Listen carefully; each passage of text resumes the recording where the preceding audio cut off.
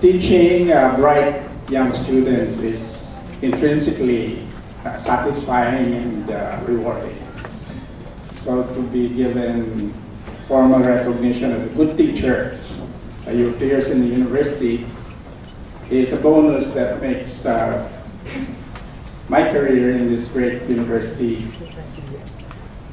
more memorable.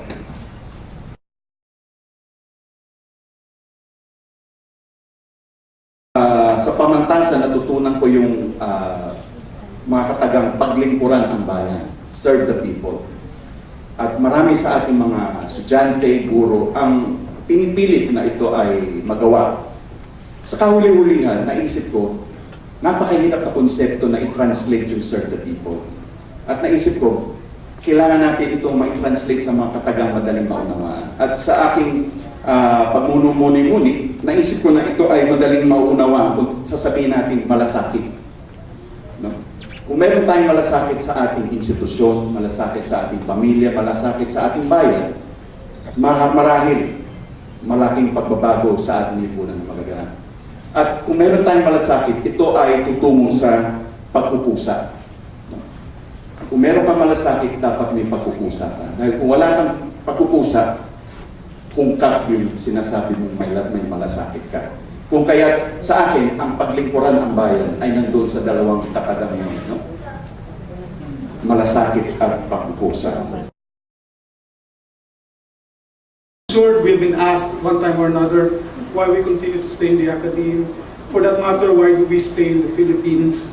Indeed, at every occasion where we find ourselves abroad, it is with a deep sense of irony to note that it is no other than our fellow Filipinos who seem to be the most enthusiastic in encouraging us to stay longer, in fact, not to go back at all. They look at us quizzically, almost with total disbelief, when we say that we're going back to the Philippines to return service. Babalik ka pa sa Pilipinas. We've probably heard that said to us so many times before in the past that we have become quite immune to it. I personally just shrug it off with a smile and say to them, well, in that case, whenever I come here, I won't feel so guilty freeloading off of you. Bakit ka pa babalik sa Pilipinas? Because the problems that need solving are there. Because the engineers, scientists who have received training and have become aware of the big picture, well, the Philippines stands to benefit most from us applying our training towards finding sustainable, possibly homegrown solutions to the current mess that we are in. Indeed, being a teacher amidst all the noise and clutter around us, it's more challenging than ever. However, but that's just as well, for all these could only serve to enhance further our roles in society.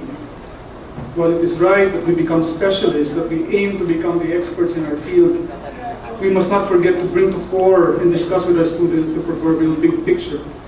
No matter how tempted we are to retreat to our own little corner and to our own little thing, we must discuss the big picture with our students. I guess our duty to just continue to inspire our students and our peers to think outside the classroom and to push them to do research so that we don't just end up repeating what other people have discovered in the past, but rather take what we discover ourselves and put it in the blackboards and share it with our students to inspire them to make their own discoveries in the future. I feel passionate about teaching in this university and in this country, and in giving back to them through my students what they have given me. But teaching is not a word I often say in the same breath as love. I cannot honestly say that I love teaching in the sense of wanting to do it for most of my waking hours or missing it terribly when I'm doing something else. Most of us in this room know that teaching is one of the most exhausting jobs you can get. The job doesn't begin and end in the classroom. It just happens there. Every time I step into a classroom, I pause at the doorway to expel a deep sigh and collect my thoughts, wondering if I have enough to sustain a 90-minute performance. As the American novelist Gail Godwin famously said, good teaching is 1/4 preparation and 3/4 theater. Indeed, I spend the last 10 minutes before class writing a script in my head. I will say this, I will do this, I will bring these props and use them at some point.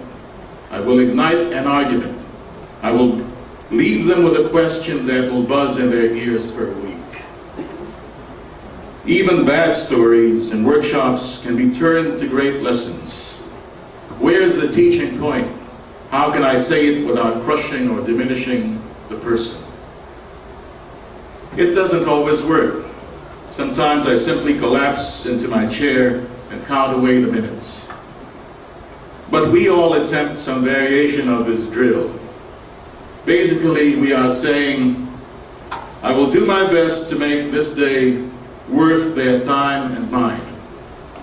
It's what they expect. It's what I promise. It is not love but duty that drives me to teach. Although duty perhaps can be also a form of love. A love not of the thing itself, but of some larger principle. And that principle to me is service. Service to country, people, university, and service to the great and truly free Republic of the Imagination.